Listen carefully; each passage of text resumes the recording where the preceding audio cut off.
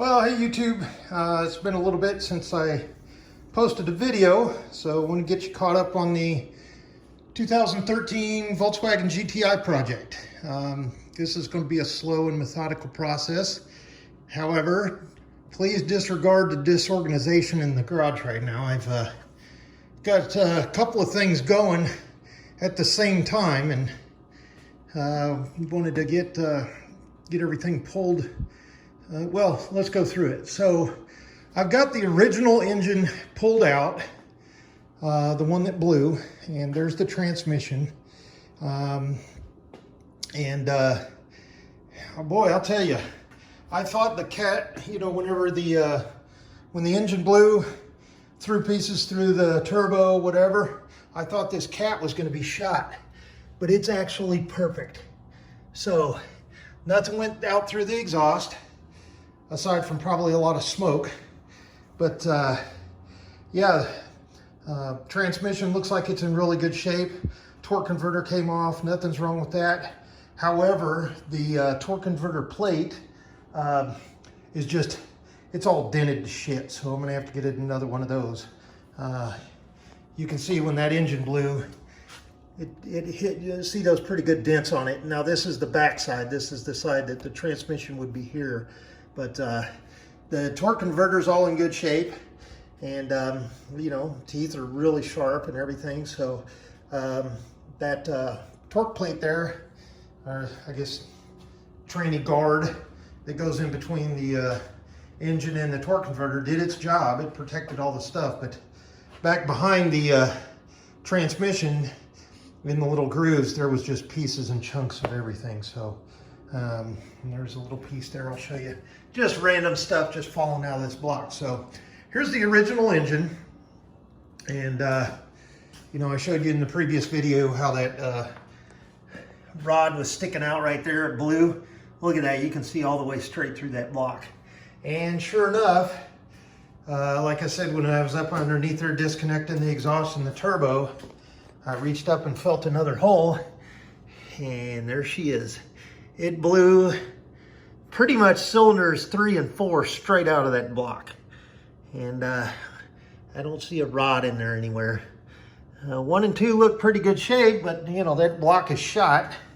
So I don't know if that was an overboost or what happened. I can't get a really good shot down in there, but basically right above the crank. Let's see if we can't get it from this side. Right in there, there's another big hole. So when she blew, so everything came out the bottom. So more than likely, the balance shaft was probably shot, and hopefully we can resurrect this head. We'll see. So I'm going to strip that one down over the next couple of weeks, and then just get reusable parts that I think are in decent shape. And we'll salvage those and put those back on, and try to use them, obviously, if they're all in spec. The turbo looks like it's in good shape. The wastegate here is really tight. The flapper spring and everything. The turbo spins nice and free. It's really spinning nice and smooth. So we'll take a look down in there to see if there's any chunks up in here in there. Doesn't look like anything is in the intake, other than this hose is really old. That'll definitely need to be repaired. But anyway, I was able to buy another salvage block, and there it is right there. I got it all stripped down. There is hardly any ridge on the top of the cylinders, and you can still see the cross hatches in there. It's all soaked with WD-40 right now, so it's probably hard to make out, but really good block there. And of course that was a complete engine. And so I've got the head stripped off of it. Cams are all good. The bearing surfaces and all that on all the main journals, and also on the rods. I've got everything boxed up and labeled for that engine in another room on some shelves in there. So once I clean this head up, and then I'll get that boxed up with the main bearings.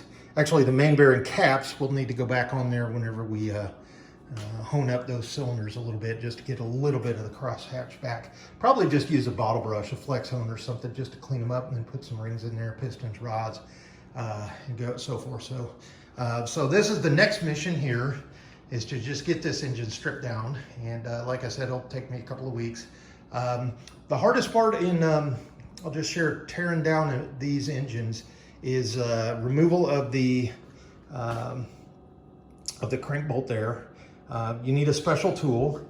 You can find it on Amazon. Basically, it just kind of a big round socket with some prongs sticking out, and it goes in those 4 holes. And you hold it, and then you use a breaker bar to break that loose, and then a torque wrench to take that right out. And then once you got that dismantled, just, you know, 1,000 little pieces in the timing case there. So, but like I said, she's all stripped down. You know, basically, like I said, you just strip the engine, all the wiring harness and everything like that, take the exhaust off, undo the axles, hook up your hoist or your cherry picker, and then get it, your cherry picker, you want to kind of have it a little bit off center. You don't want it centered in the engine. You want it a little bit off, pretty much to, I guess, the driver's side engine mount. Reason being is the transmission has some weight to it. So you'll have your cherry picker kind of sitting over here on your, and I used a load leveler. And once I got it leveled, unzip your transmission mount and your engine mount, drop it down about 2 inches, pull it out, and you can swing it over, and then you can take off your transmission and torque plate, and especially the rear seal. And there is a reason for that on these engines, is because this is kind of a 3-part, well, I'll say 4-part engine. So you've got your cam cover plate, you've got your actual engine head, you've got your main part of the block, you've got an aluminum swash plate down here, which also has a plastic swash plate on it, and then you got your oil pan. And the reason before you put your engine on the engine stand, you want to take that rear seal off, is because it's not only belted to the main part of the block, it's also mounted to the aluminum swash plate down here at the bottom. So take that off, torque converter off, obviously, the plate and your rear seal, and then you can put your engine mount and clamp that on, and then just use your cherry picker and level it and get it right in there, and there you go. Work smart, not hard. So there you go, there's the next mission. And like I said, this is gonna be a long drawn out process. Before I order any parts or anything like that, I'll go through, measure, spec, figure out what's usable off of this engine. Obviously this is a 13, that block is out of a 12 GTI. And even though they're all the same E888 engine, there's some subtle differences. And you know, as you go throughout the years, you'll see like your little, well, many different things, but here's just an indicator. 06H is the engine number, or casing number. And then you've got differences in these little studs for the intake manifolds. There's a difference, you know, how those bolt up, your intake manifold. So we're not gonna make a Franken motor engine here. We're gonna make a pretty powerful engine, but we're gonna use the right parts that's applicable to a 13 GTI using the correct block. So if that head is salvageable and there's no damage up there and everything, like I said, went out the bottom, then we'll be able to use the 12 block, the 12 swash plate and everything, and then the 13 head, because there is going to be a little bit subtle differences. One of them, especially too, is this vacuum fuel pump here that runs off the rear cam, or the exhaust cam. This one's totally different than I took off that 12. The 12 engine, actually had one made by Pierberg or something like that. Actually, it's the same manufacturer they use for the Mini. And I don't know where that came from, but this actual one here seems like it's a little bit more beefy and a little bit more upgraded, so we'll use that. And I think these are aftermarket coil packs, because the original ones should have been Bosch. And yeah, so we're gonna find out what's inside this motor. There might be some performance parts that we might be able to get off there. It's not a turbo, obviously. That's the original turbo. It's not a big, you know, KO4 or anything like that. But yeah, we'll we'll keep on going, and just wanted to update you. So far on the, like I said, on that salvage engine, all the bearings look great. I mean, there's no scoring, no chipping, no pitting, and it actually spun over really, really nice. These are the yellow paint marked bearings. You can see here, yellow.